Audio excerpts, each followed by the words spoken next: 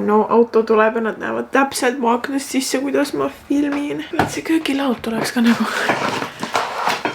Okei, ma siis puhastan. Tere, minu nimi on Sydney ja mina olen karantiinis täpselt samamoodi nagu teie. Või no tegelikult karantiin on vale sõna. See õige sõna on social distancing. Ma ei tea, mis see nagu eesti keeles on, nagu sotsiaalne eraldumine.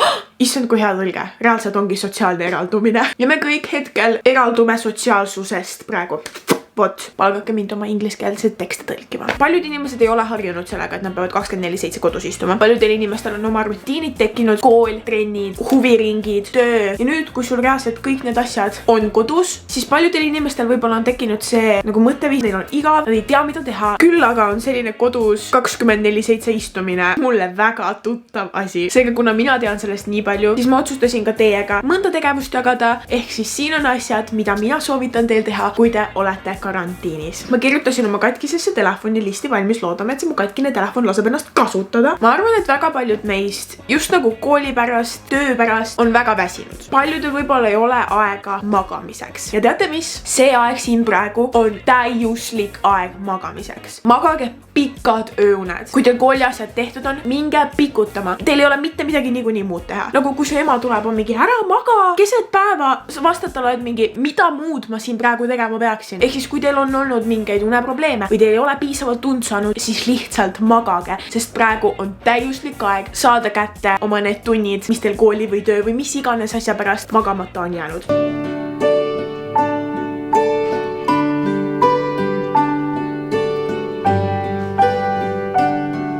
Teine asi, mida ma teile siin õpetan, söömine. Teil on nii palju vaba aega. Katsetage uusi retsepte. Reaalselt, mina tegin ülihead vegan koorest juustupastat teile, mida me olen mitte kunagi varem teinud. Aga ma sain seda teha, sest mul oli aega. Üks päev ma tegin kartuliputru. Ma vingusin Insta laivis, et ma ei oska kartuliputru teha. Mulle saadeti mitu retsepti ja ma tegin endale kartuliputru. Pigge uusi retsepte tegema, sööge erinevaid toite. Aga ärge tehke sama vea, mis mina tegin. Ärge sööge oma kõiki karantiinis snäkke ühe päevaga ära. Minu kapp. No ütleme nii, et ega seal väga palju midagi enam ei ole.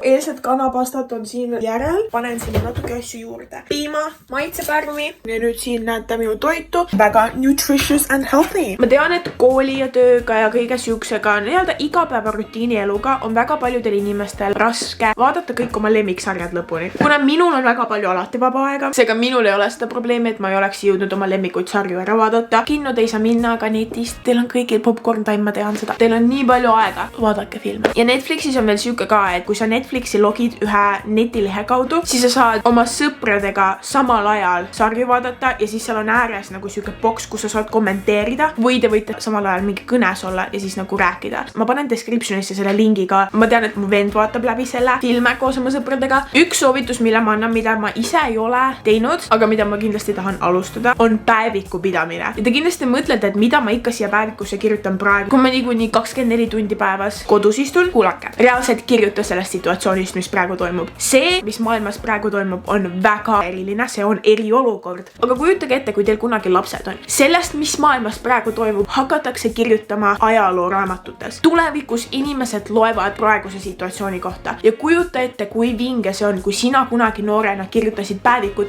ja sinu lapsed ja sinu lapselapsed saavad lugeda sinu kogemust sellest, mis maailmas praegu toimub. Kirjuta, mis situatsioon sinul on, kirjuta, mis situatsioon su koolis on, kirjuta, mis situatsioon Eestis on, mis maailmas on, kuidas sina ennast tunned, kuidas sina oma päeva sisustad. Kuna me elame siiski aastas 2020, siis ilmselgelt ma ei hakka kirjutama paberist päevikut, kuigi ma tegelikult tahaks, aga ma lihtsalt ei viitsi. Tere tuleviku Sydney. Hetkel on 23. märts. Kuna ma niikuinii istun alati kodus, siis ei ole mu karantiinielu olnud kõige igavam. Ega ma midagi tarka teinud ei ole. Enamasti lihtsalt telerit vaadanud. Näiteks siukest kohutavalt halba saadet, millest ma siiski eemale ei suuda vaadata, nimega Karvased kosilased. Ma loodan, et see ei jätnud kuidagi insensitive muljet, sest see ei olnud mu mõte absoluutselt. Selle nipi ma sain Maria Rannaväljalt isiklikult. Ma ei tulnud selle peale ise, mis on nii loll. Kuidas ma ei tulnud selle peale ise? Õppige TikTok tantse. Mil muul ajal on teil aega reaalselt panustada TikTok tantsudesse? Ma olen paar tükki õppinud, aga ma olen liiga vana nende jaoks. Ma olen 20, mida ma ikka tantsin neid TikToki tantse. Te saate kodus liikuda, mis teeb teile ainult head. Võite ka õpetajale öelda, et täna õppisin TikTok tantse. Ma ei kavatsegi teile näidata ühtegi klippi sellest, kuidas mina neid tantse harjutan. Ma säästan vabastan end sellest piinlikkusest. See lihtsalt minge vaadake Maria videost, kuidas ta seda tegi, ma panen alla descriptionisse lingi. Kuna te hetkel niikuinii oma tuttavate sõprannadega väga hängida ei saa, helistage neile, kirjutage neile, küsige, kuidas neil läheb, tehke FaceTime kõnesid. Mina räägin alati oma emmega, sest mul ei ole sõpru. Tahtsin teile koera näidata, aga ta jookseb ka minema.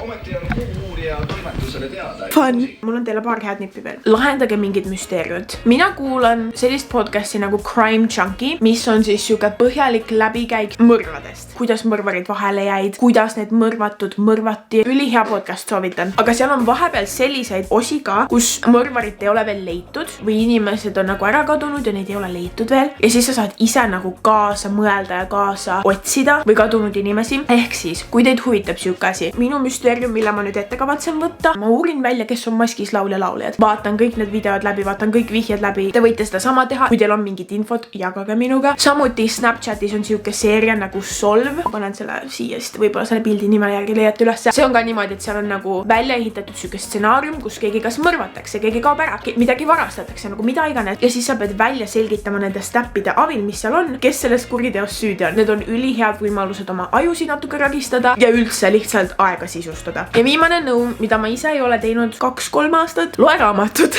Ma ei ole ühtegi raamatut läbi lugenud päris mitu aastat. See ei tähenda, et teie seda teha ei võiks. See on mu viimane nõu, lugege raamatut. Kirjelda oma tavalist argipäeva. Ärkan alati hommikul liiga hilja. Mida pead videote tegemisel oluliseks? Olla võimalikult originaalne. See muutub sul siin paari aasta jooksul. Mis on esimene asi, mida sa hommikul ärgates teed? Vaata enne kella ja saan aru, et olen taaskord sisse maganud. Wow, Sydney, sa oled nii quirky and funny. Ma loodan, et teile see video meeldis. Ma loodan, et te saite oma karantiiniellu natukene midagi juurde, midagi, mida teha, viise, kuidas oma aega sisustada. Ma loodan, et te kõik püsite kodus nii palju kui võimalik. Ma loodan, et te kõik püsite terved. Ma loodan, et te pesete oma käsi. Näeme teiega juba järgmises videos. Ciao, pakka. Ai, mul ei ole seda outro laulu enam. Oh my god, mis mul on see?